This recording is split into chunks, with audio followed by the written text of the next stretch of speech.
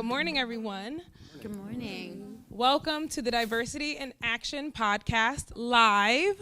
My name is Yelena Felican. I'm the Associate Director of Student Diversity and Multicultural Affairs.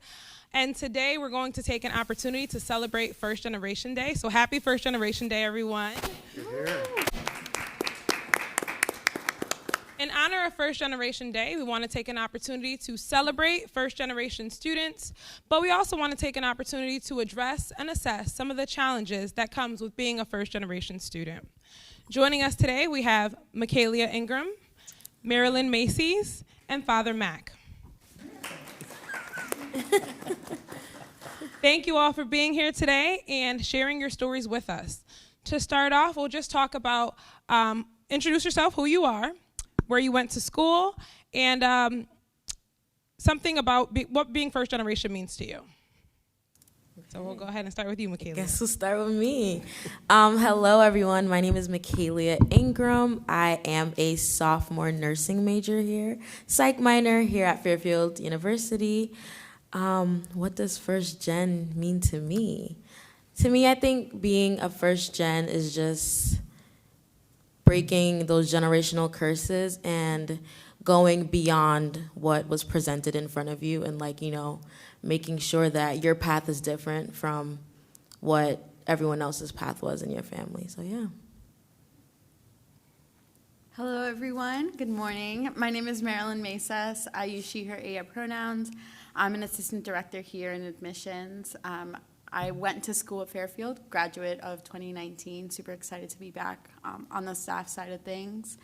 I think first generation for me means a lot of things. I see it as setting a legacy for others to follow. You are the example that a lot of people will look forward to. So setting that first marker of accomplishment and just being I wouldn't say the minimum, because generations to come will see that they are capable of so much. Morning all, Father Mac. I'm class of 2004 here at Fairfield. I'm the Director of Campus Ministry and University Chaplain. I'm first gen college, but I'm also first generation American. My father was born in Germany, came here when he was like 2 years old. For me, being a first gen student it's an identity that I try to celebrate, because I think when a lot of people, especially look up at the Jesuit residence, I don't think a lot of people presume that there's any first-gen students up there. So it's one of the identities that I try to make people aware of, that I am one and can serve as a resource for people. So it's an identity I'm pretty proud of, actually. Awesome. Thank you so much. And can you further share with us your experience as a first-generation student? Back to me. So I think my experience, at first, we're going to start with, applying to college. That was difficult. So the FAFSA and the Common App, that was okay, who do I go to? And there was no one to go to. So, I had to watch a lot of YouTube videos and connect with my counselor. Our school was pretty short staffed, so they had to bring our old counselor out of retirement. So it was very, difficult to begin with, but when I got here, there was an immense amount of support, and if support was lacking in one area, I definitely had support in another. And I'm still pretty grateful for it, because I know I can always go to SDMA or different offices around campus and just ask for help, which is something I think a lot of first gen students struggle with, asking for that help and, being your biggest advocate, because we were never we never had, it was always oh, I'm not going to ask because I know I'm not going to get it. But here, there are definitely a lot of things that you can get. You just have to ask for it. So, yeah. I think for me, it was definitely a learning curve. And there was a lot of unlearning that I had to do with being a first generation student. I know growing up, being first generation, I always saw it as a deficit. And through my experience in undergrad as well as grad school, and even in the work that I did previously, there was a lot of unlearning and learning that and relearning that being a first generation student is an asset, because there are so many skills that you gain, and again, being able to advocate for yourself is not something that people are always able to do. I would definitely say there was a lot of crying, and there was a lot of, I don't think I can do this anymore. And I think when being a first-generation student, you really have to learn to rely and ask for help. I think there's always a bad view in being able to ask for help, and I think in being a first-generation student, you often feel like you have to be able to do it by yourself. Like you have to show the example that you are not less than your peer or your peers or your colleagues.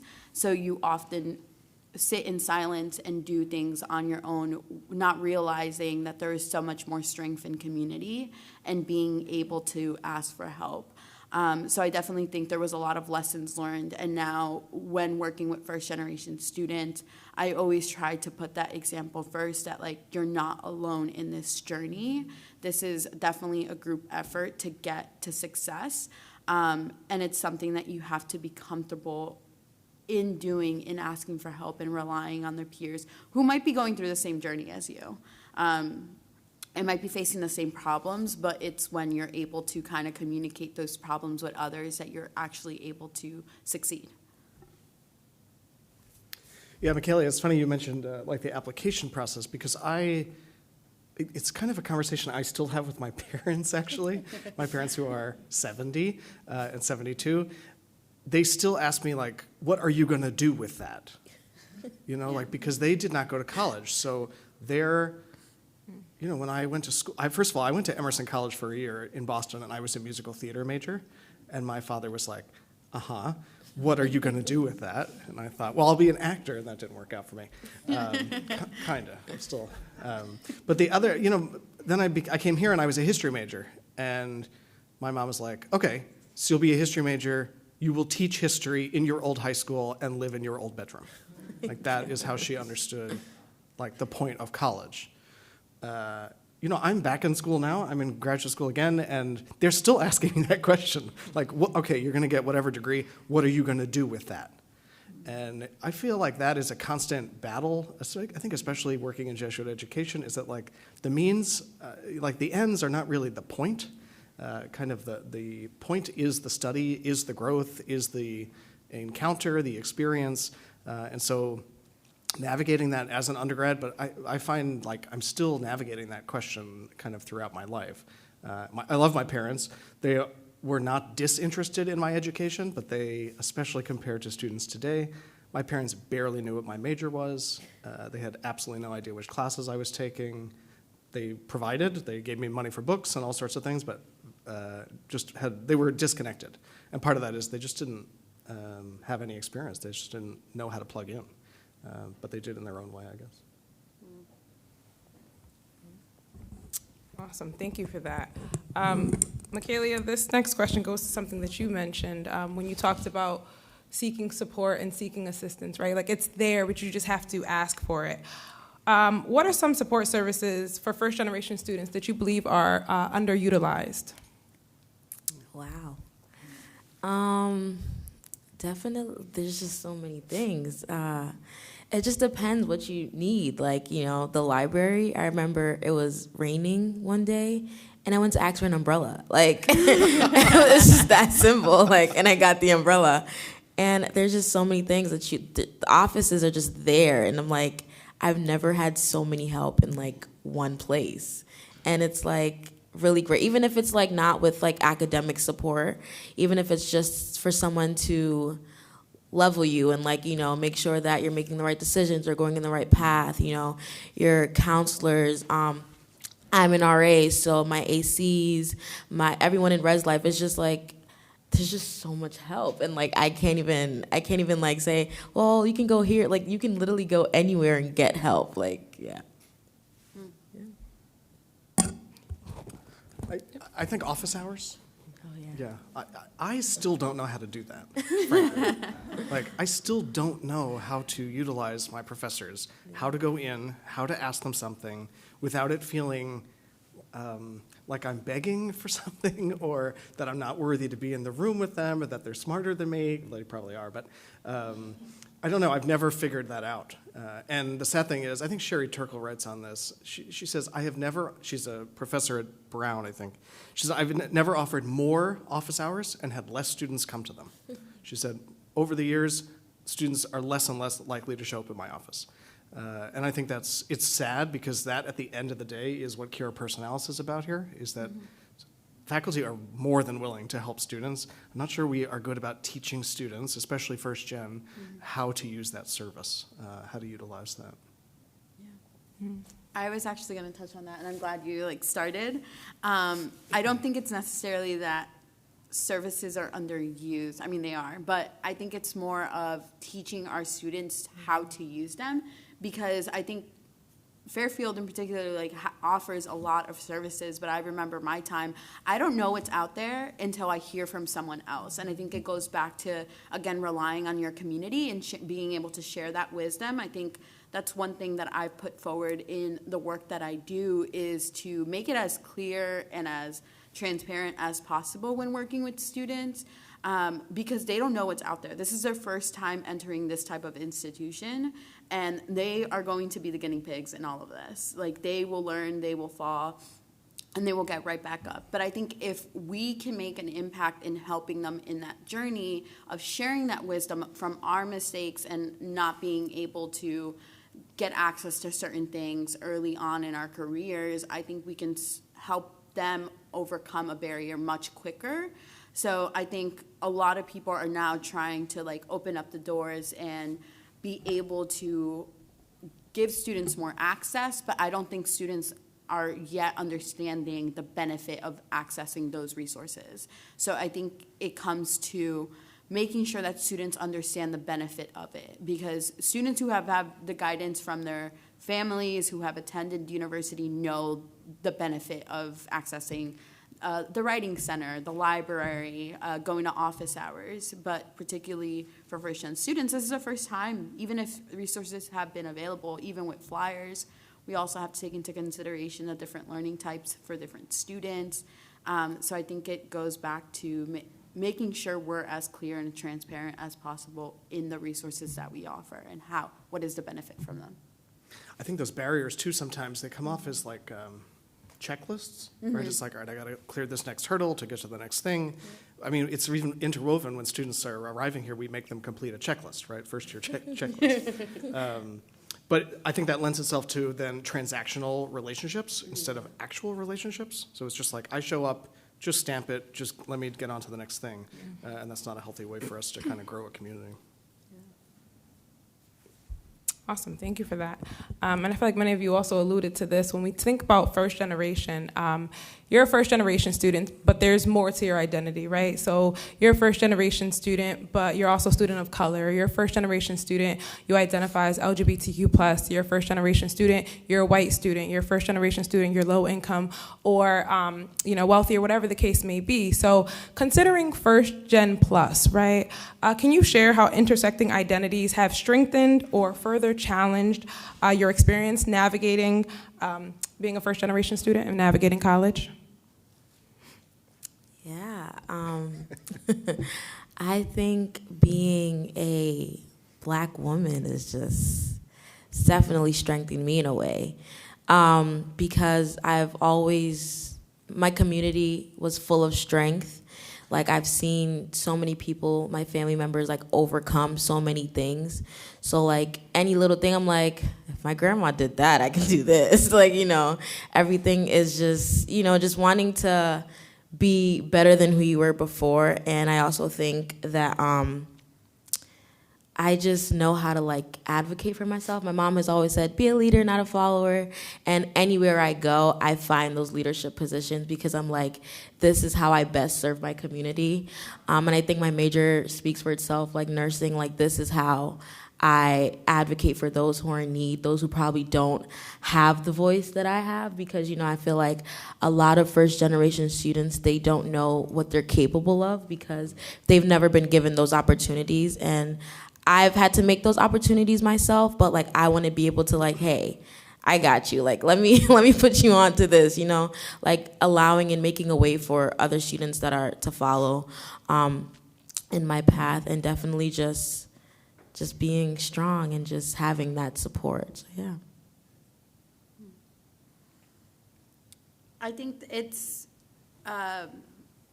definitely been a learning curve, because I think sometimes we are very focused on our own lived experiences, and again, the people that we've surrounded ourselves with. So sometimes it can seem very like all first generation students experience this, and I think there's a thing of like common experiences that you can bond over, but I think it's also important to realize that like I always use the example like we're a mosaic. So while we might have like similar colors or similar color themes, it's always important to realize that the individual next to you experienced something that you might have not experienced yet, and that has impacted them in a different way than you have been impacted. And so those intersections of experiences as well as identities won't make you the same. You can bond over similarities, but it's at the same time, your experiences aren't the same. And it's important to realize that people are in different parts, in different phases of their journey. So I think when we work with students, in supporting students, we have to remember that like our lived experiences aren't going to be the same lived experiences as our students. So I always like to say my lived experiences will be a blueprint on how I support my students, but it won't be the end all be all. I think it's more of sharing wisdom so that they can overcome certain things, but at the end of the day that they are navigating different things and different external factors that we might not have been having to navigate. Yeah, my intersecting identities when I was a student here, I'm white, Catholic, and male. So all of those things helped me here. It put me in a position of privilege, which at the time, 20 years ago, didn't have the words for that, certainly.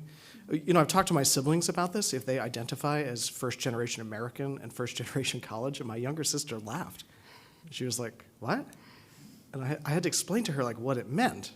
And she was like, and this tells you more about my family, but she said, but Dad's more American than anything. And I'm like, what does that mean? We didn't get into it, but it gives you a sense of like, it was an identity that if you weren't like aware of it, you leaned into the privilege. And so, yeah, and as this campus it's actually getting more Catholic. There are more Catholic students here than ever before. Maybe not than ever before, but certainly in recent years. That identity, it can help, but it can also, it can lead to this sense of privilege that people, if they're not aware of it, can be really detrimental, certainly, to the greater campus community. Yeah. I think there's also something to consider when you consider the intersections of identities, those that are visible and those that are not visible.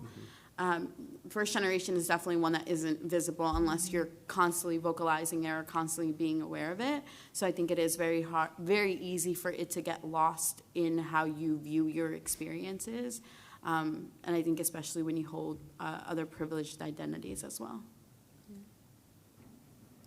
Awesome. This kind of segues into, more so farther back when you were speaking. As an institution and within our sphere of influence across the university, what can we do moving forward to support our students? Primarily our first generation students. Okay. What do you want? I've always looked at life as a race, and college is just one of those mini races in the big race. And it's like, it's hard to reach the finish line if you don't know what the race entails, especially if you don't have a coach to like, all right, when you get here, this is how you jump that hurdle.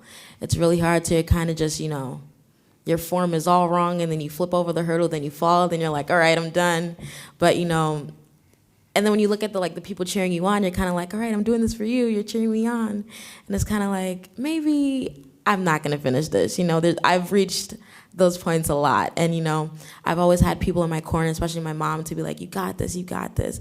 And I'm like, do I really though? Like, it doesn't sound as promising because no one has ever finished it. So there's a lot of pressure. And I think one of the things that the university can help is making us feel seen and feel heard, and I'm really big on that. Making those people who feel like they don't have a voice or they don't have anyone to, like, you know, bring someone along, because I know with the Alumni of Color Network, it was just so inspiring to see all these first-gen students, and, like, well, they're not students anymore, like, you know, they're in, you know, their big corporations, the hospitals they're working in. I'm like, if you did that, then I can do this. And I've always found it so uplifting, you know, creating these spaces where, okay, we know you guys exist. Like, we know there are first-generation students, especially on a campus like Fairfield. Like, I know that my friends will be like, well, yeah, my mom's a nurse, so, like, she taught me how to. I'm like, that's great, you know? I'm just learning everything now in lecture, you know? Kudos to you. So there's always those moments where, like, am I alone in this? Like, you know, do I have someone to really, you know, guide me and, like, you know, hey, this is, and you always want those, like, family, you know, bonds, like, Mom, you know, this happened. She's like, oh, tell me more. And she's asking me questions. I'm like, I wish I knew, but, you know, I don't. So I definitely think it's one of those learning experiences, and I just want, like, there's definitely been platforms where first-generation students can, like this one especially, where first-generation students can be seen and, like, feel heard, but I wish there was more to that. Like, I wish it just wasn't this one thing. I wish we celebrated first gen, because you don't stop being a first generation. Just because I'm in my second year of college doesn't mean that, okay, I did this for 1 year, so I'm not a first gen anymore. I'm still a first gen, and I'll forever be a first gen, because that's me pushing past all the limits that were placed on my family. So, yeah. Yeah, I would also echo that. I think there has to be a better network amongst us as a community, so that we can continue to share that wisdom of putting the next generation at a better advantage than where we were. I think often, and I've been in that place too, I get so caught up and get tunnel vision in, like, just succeeding and getting ahead of everyone else and trying to prove my worth and trying to prove that I can make it as well, that I often don't realize those who are next to me going through the same battle and trying to prove the same thing.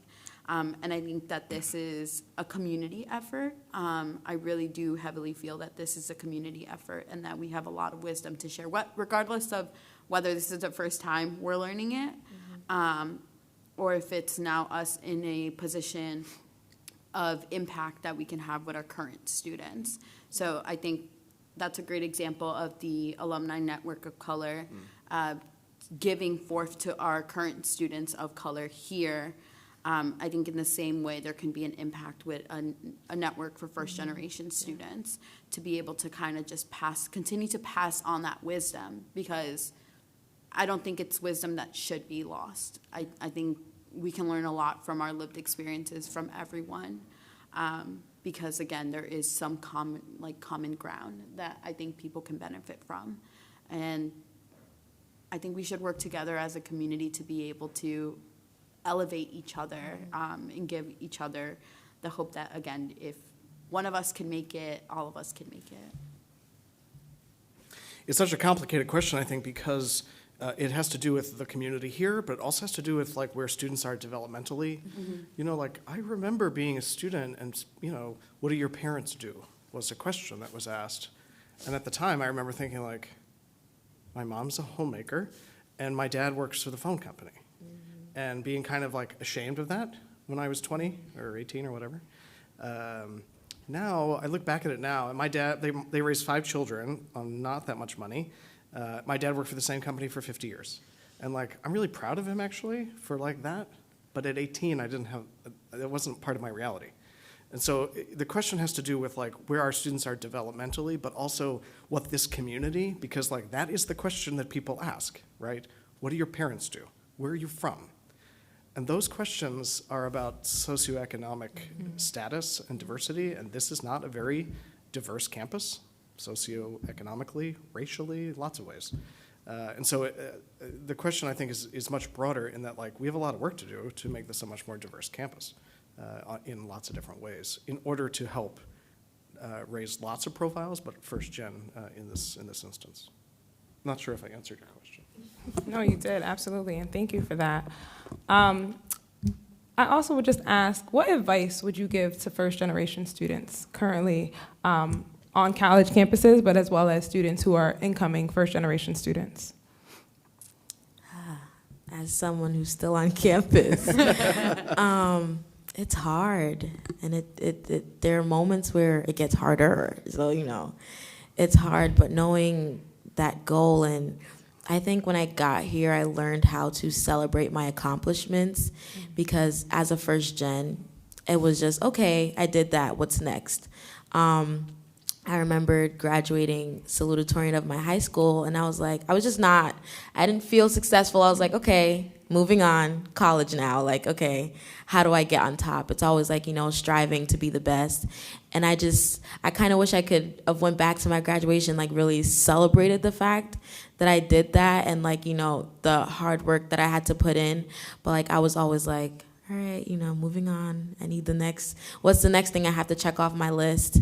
And knowing how to like celebrate yourself, like the many things. Like I passed an exam, and I was like, all right, woo, let me watch a movie tonight. Like I was really happy. I was really proud of myself. And just knowing how to be proud, because I feel like a lot of first gens, especially like the now freshmen that I talk to, I always tell them, like, I'm proud of you. Like, I see your growth, and that's not something we hear a lot, because our parents aren't proud of us until we reach that end goal. Mm-hmm. So I'm proud of you in this moment, and, reaching more than halfway through the semester. So just seeing someone be like, I see what you're doing. I know how hard it is. The fact that you're here every day, the fact that you keep going, I'm proud of you. So definitely that.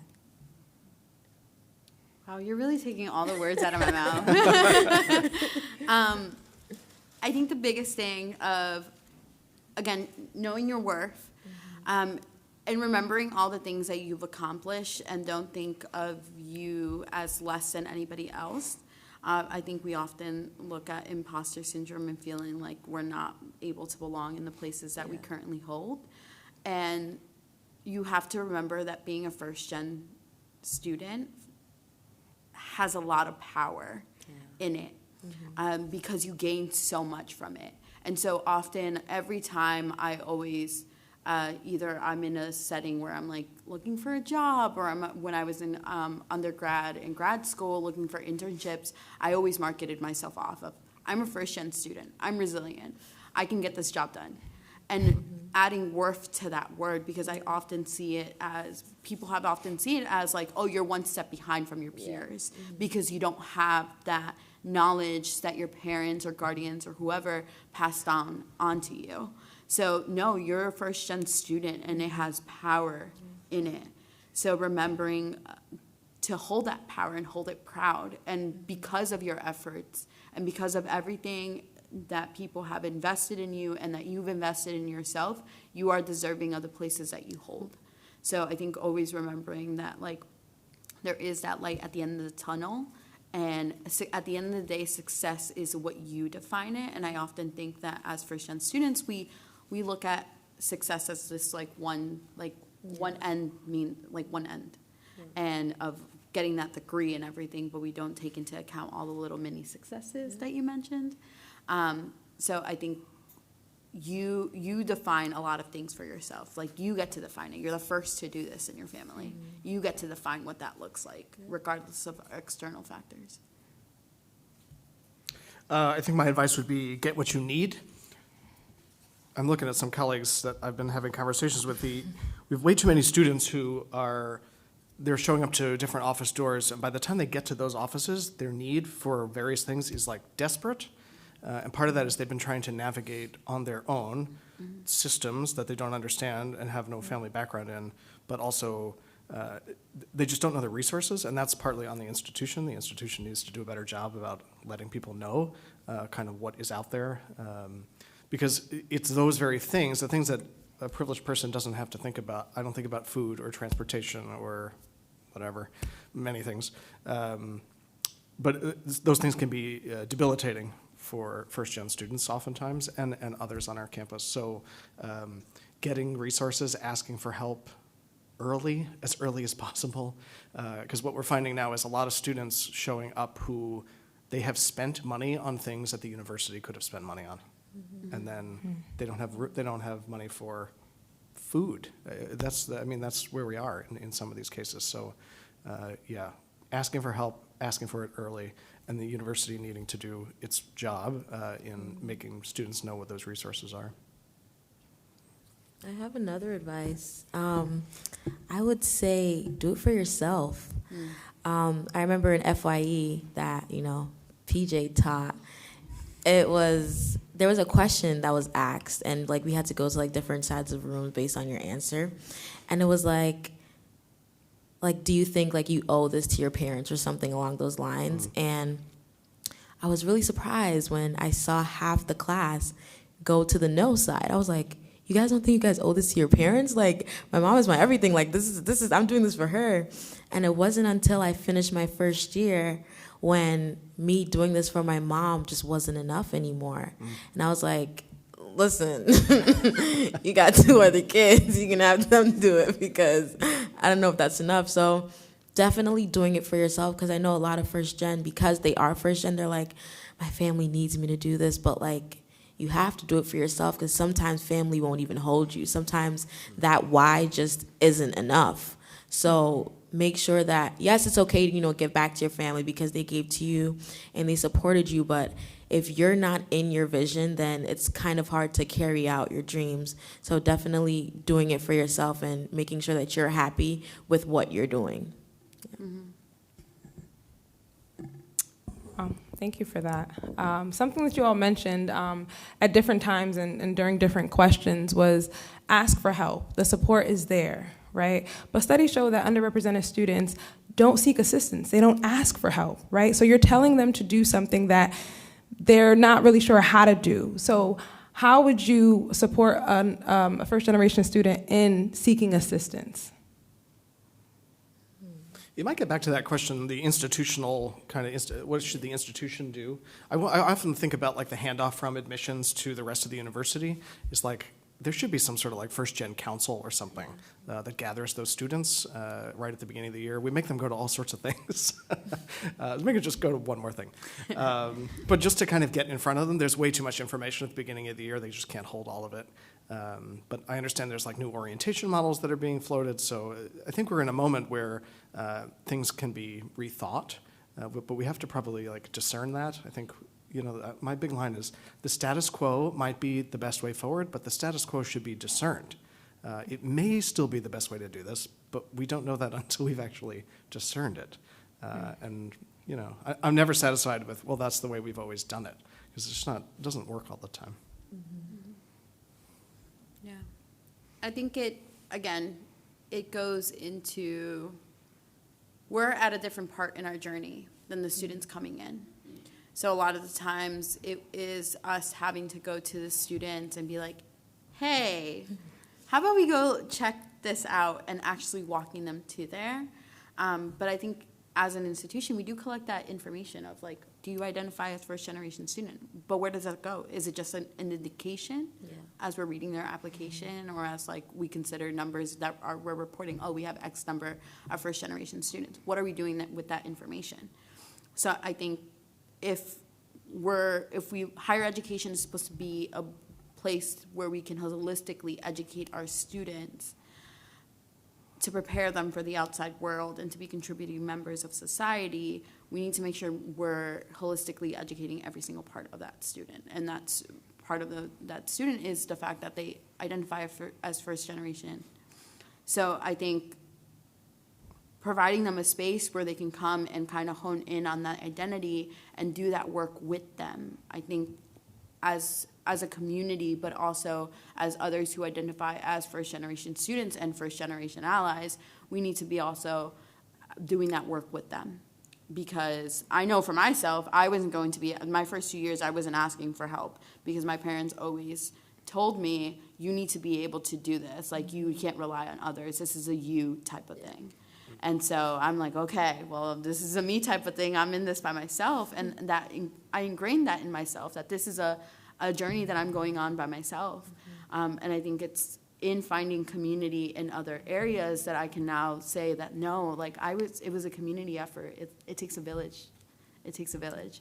And I always highlight the fact that, like, yes, I'm in the place I am now because of the efforts that I put into it, but also the efforts of other individuals who went through that same path and bestowed upon me their wisdom that they've learned. So I think we need to be able in finding and creating a space where we can also pass on that wisdom. Yeah, loaded again.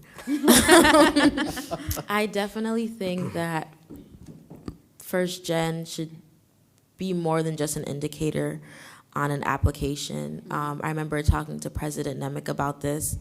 He was like, well, what do you guys need? I'm like, you can't access that because a lot of the times we don't know what we need. Like, we're new to this. Especially, I also gave him the idea, like, have professors reach out to those first-gen students. It's not favoritism. It's not giving them, like, that leg up. It's they need it. They need it because I didn't start going to office hours until this year. So I struggled last year because I didn't know that I can make those personal relationships with my professors. Like, it's said a lot. Like go to office hours. Like, we know that, but, like, what do I say? Like, what am I going there for? Like, why am I don't, like, asking for help is just something that just wasn't a given because I remember growing up, my mom was like, ask me if you need anything. I'm like, Mom, I know you don't got it, so I won't ask you because I know I'm not gonna get it. So, like, I've always had to, if I can't do it myself, then it's just something that I'm not gonna get. So, like you said, like, you know, you're in this alone, and I feel like having educators, having different people from different departments showing these students, showing everyone that you're not alone in this. Like, I'm here to help you.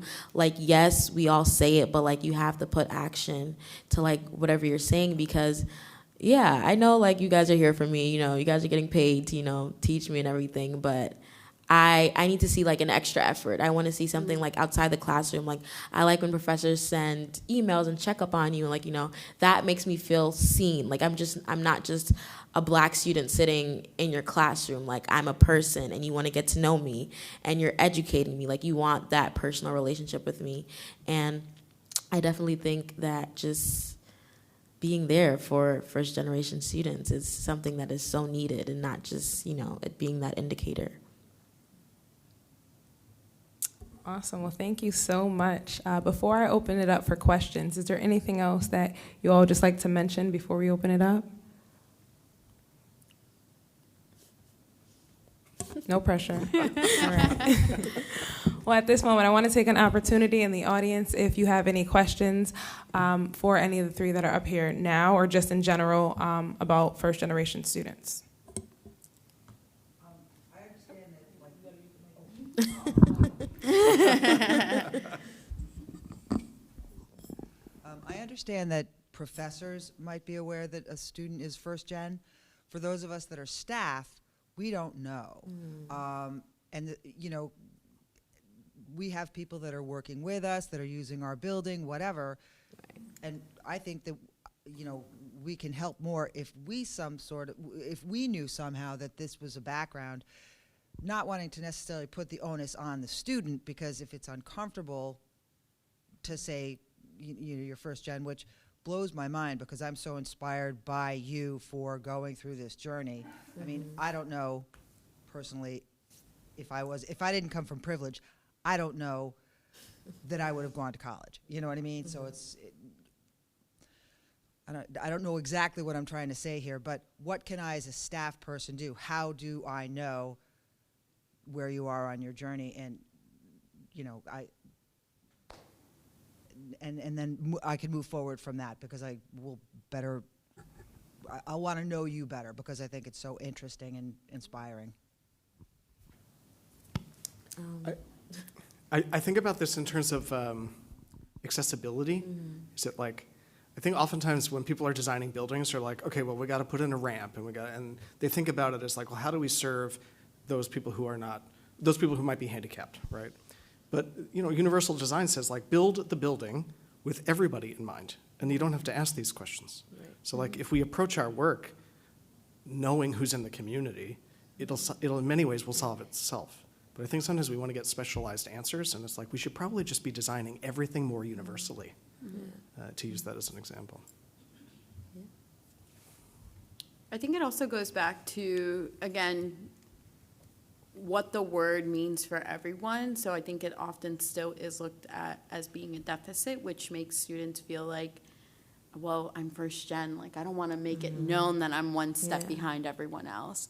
And I think as an institution, and one of my previous institutions did this as well, staff who identified as first gen or identified as being a first gen ally put it in their email signature. And I know it can be a little complicated in terms of getting everything in unison. But I think special indications that like you're here as someone who has either walked that path or is willing to walk that path with someone. So I think make it more common and part of our common language to celebrate first gen students. I think nationally we're celebrating National First Gen Day. But a lot of students don't know it's National First Gen Day. A lot of people don't know what that is. So I think it's in voicing out like this is a place where we celebrate our first gen students because of the accomplishments that you have and will go through. Like, so I think making it more known and making it more, I want to say less taboo, for our students to be able to have that space to celebrate being first gen. Yeah. You guys said it all. Any other questions? I have a question. In honor of First Gen Day, like you have mentioned, it's a lot of celebration. And our questions today was geared towards resilience and overcoming, but as a first gen student or first gen plus, what are you most proud of?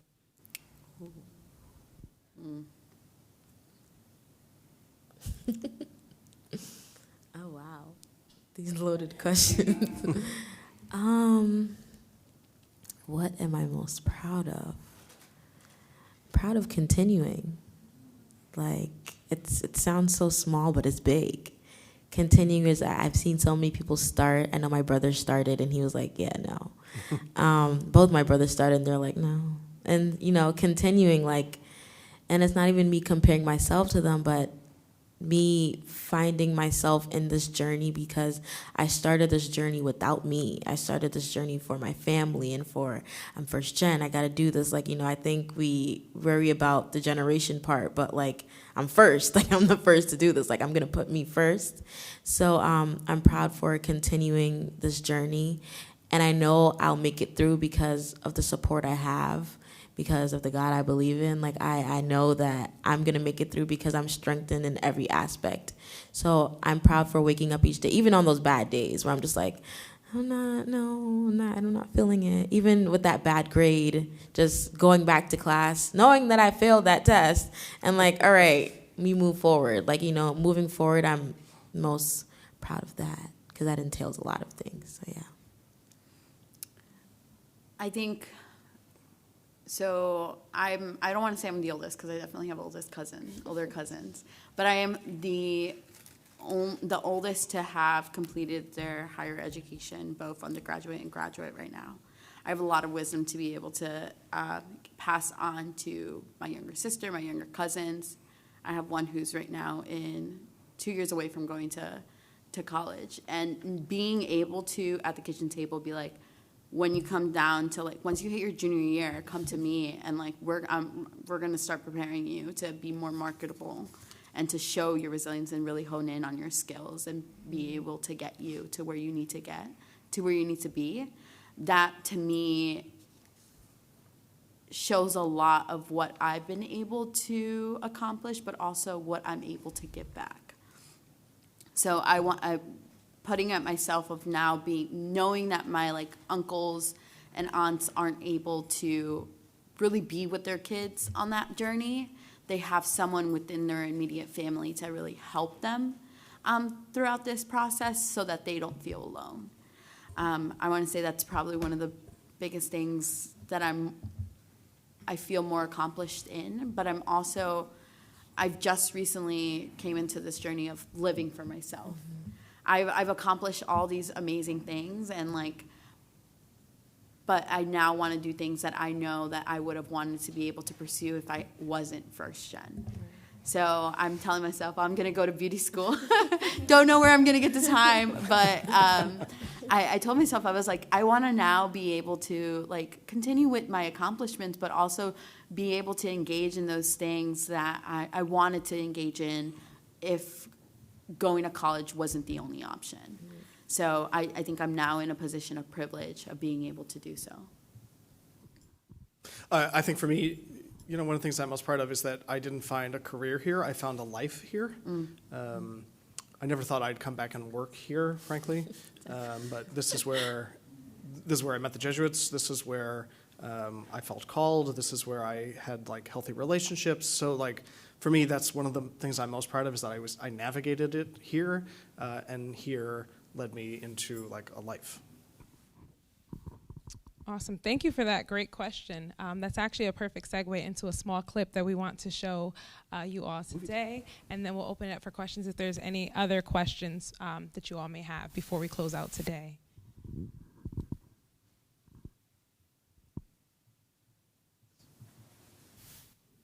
This year, we want to recognize the courage, the resilience, the strength of students who've had to walk into the unknown. We salute those who are the pioneers of higher education for their family. Hey, my name is Eddie Pizarro. I'm from Harlem, and I'm proud to be first. Hi, my name is Valerie Biename. I'm from Bridgeport, Connecticut, and I'm proud to be first. I am Dr. Gail Alberta in the politics department. I am from Michigan, and I am proud to be the first. My name is Andres Adames. I'm from Philadelphia, and I'm proud to be first. My name is Marwa Abdi. I'm from Bridgeport, Connecticut, and I'm proud to be first. Hi, my name is Diana. I'm from New York City, and I'm proud to be first. I'm TJ. I'm from Shelton, Connecticut, and I'm proud to be the first. We celebrate first-generation college students. Be proud to be first.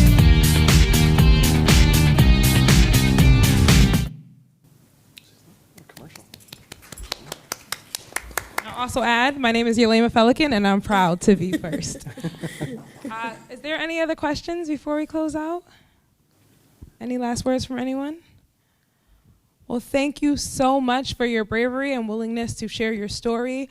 Proud of each and every one of you. Being a first-generation student does have its challenges, but at the same time, we wear it with a badge of honor because it provides or creates a tenacity and resilience and really who we are, because we find who we are within our first-generation identity, because there are some obstacles and challenges that we do have to overcome that are unforeseen, but we get through it. So thank you for spending that time with us today, this morning. And congratulations on being first generation. Thank you all for joining us today.